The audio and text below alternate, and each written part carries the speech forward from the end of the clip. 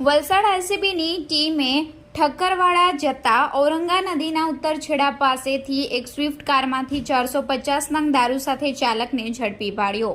તારીખ 5 ઓગસ્ટ 6 કલાકે rural police મથકે નોંધાયેલી ફરિયાદની આજરોજ મંગળવારના મળતી માહિતી મુજબ વલસાડ એલસીબીની ટીમ પોલીસ મથક હદ વિસ્તારમાં પેટ્રોલિંગમાં હતી, જે દરમિયાન ખાનગી રાહે બાતમી મળી હતી કે એક સ્વિફ્ટ કાર નંબર GJ21CD 9482 માં દારૂ ભરી એક ઈસમ કાંજરણછોડથી ઠક્કરવાડા જતા ઔરંગા નદી તરફ જનાર છે।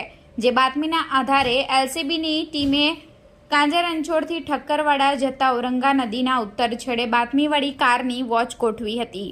જે દરમિયાન બાતમીવાળી કાર આવતા પોલીસની ટીમે કાર ચાલકને ઊભી રાખવા માટે ઇશારો કર્યો હતો। જો કે પોલીસની નાકાબંધી જોઈ કાર ચાલકે કાર સ્થળ પર ઊભી રાખી રિટર્ન કરવા જતા કાર ઝાડમાં અથડાઈ હતી અને ભાગવા જતા કાર નીચે ઉતરી ગઈ હતી। જો કે રસ્તાના નીચે ઉતરી જતા ક્લીનર અને ડ્રાઈવર સાઈડના દરવાજાને ભારે નુકસાન પહોંચ્યું હતું અને ચાલક ભાગવા જતા પોલીસની ટીમે દોડીને જઈ ચાલકને ઝડપી પાડ્યો હતો।